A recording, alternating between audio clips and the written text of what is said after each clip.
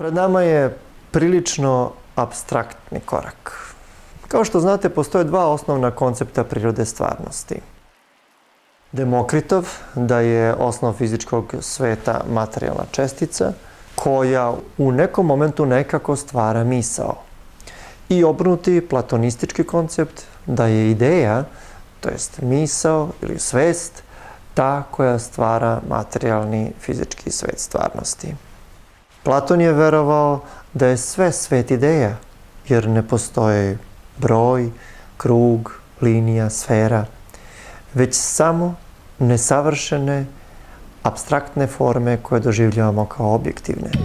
Platon je na prijemnom ispitu u svoju akademiju zadavao zadatak da student nacrta krug.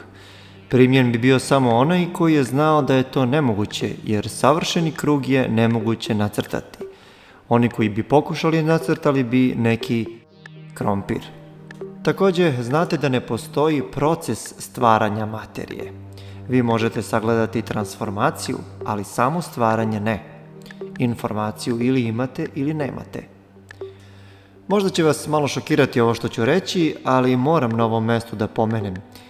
Pošto znamo da svakog momenta fokusom u sadašnjosti menjamo potencijalne mogućnosti u budućnosti, mi istovremeno sve vreme menjamo i prošlost.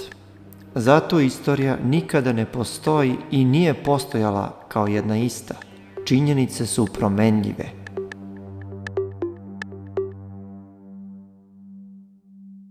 Nauka zastupa stav da postoji objektivno deterministička stvarnost.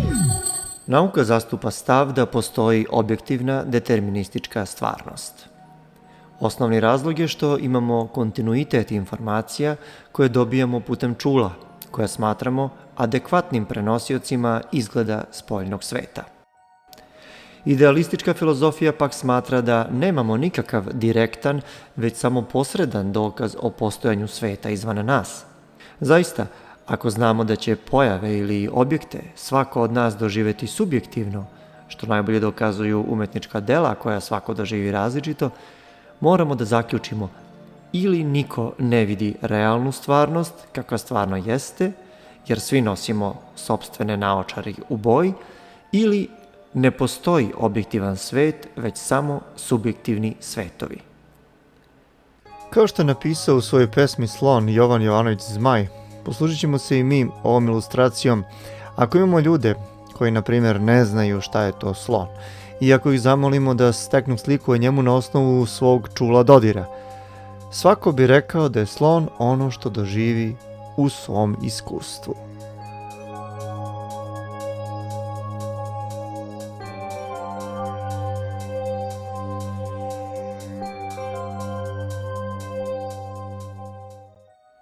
Zašto bi postojao svet koji niko ne doživljava onakav kakav je stvarno? Zvanična nauka materijalnog realizma zasniva se na načelima determinizma i kauzalnog kontinuiteta, to jest na stvarnosti koju možemo percipirati čulima ili ih izmeriti. Prema neurofiziolozima i drugim stručnjacima za mozak, svijest je epifenomen moždanih aktivnosti, to jest materija je primarna realnost. Navodno, električni impuls se preko sinapsi prenosi na neurone zbog hemijskih promjena. Po njima, kao što želudac stvara kiselinu, tako mozak stvara svest. Neurofiziolozi pogrešno postavljaju osnovnu premisu da je svest epifenomen materije, to jest mozga. Imaju dokaze za to. Kakve dokaze?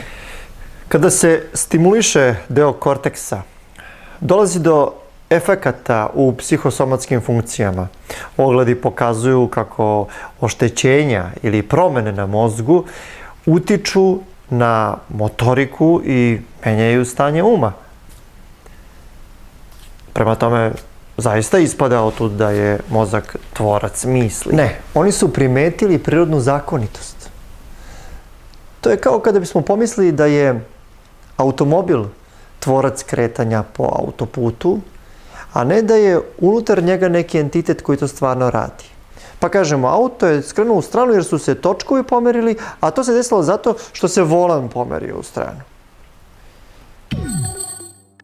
Međutim, kada se ošteti deo vozila, normalno je da će doći do promjena funkcija, ali to ne znači da je samo vozilo stvaralo odabir kuda će i kako da se kreće.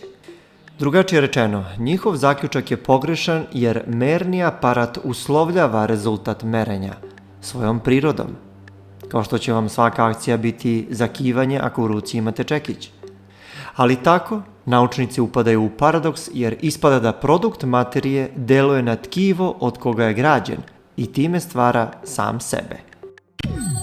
Pravo pitanje je, ako naše misli stvara materijalni organ, mozak, ko opaža mozak i time ga stvara? To je kao kada bi glumac snimljen na filmskoj traci mogao da upravlja radom kinoprojektora koji ga reprodukuje. Današnji čovjek koji posmatra svet i sebe kao materijalne konstrukcije pravi grešku kao lekari kada prepisuju lekove pacijentima. Pacijent se žali da ima tegobe i lekar mu prepiše terapiju. Neko vreme mu je bolje, ali nakon izvesnog vremena simptomi se ponavljaju i usledi nova terapija. Ono što nam se čini je da mi lečimo uzrok koji terapijom otklanjamo, međutim to je greška. Zamislimo da je naše telo automobil, kome dok je nov ništa ne fali, ali posle nekog vremena počne da se kvari. Popušta sajla za kvačilo, cure amortizeri i sl. Lekar za automobile prepiše terapiju, zameni delove i opet neko vreme auto radi, ali se najčešće ponove isti simptomi posle nekog vremena. Mi pomislimo da je razlog što je to potrošni materijal, ali gubimo iz vida da nije telo to koje treba lečiti. To jest, nije automobil taj koji ima problem, nego onoga ko upravlja njime, a to je šofer. Šofer je naša svest. Ona upravlja telom da li će voziti pažljivo i održavati svoje fizičko vozilo u dobroj formi ili će ga tretirati tako da počne da otkazuje. U mnogome naše stanje zavisi od nas samih i onaj koga treba lečiti je duh, a ne telo. Promenom paradigme duha, velikim delom se menja ne samo fizičko stanje tela, već i same okoline sa kojom činimo neraskidivo jedinstvo.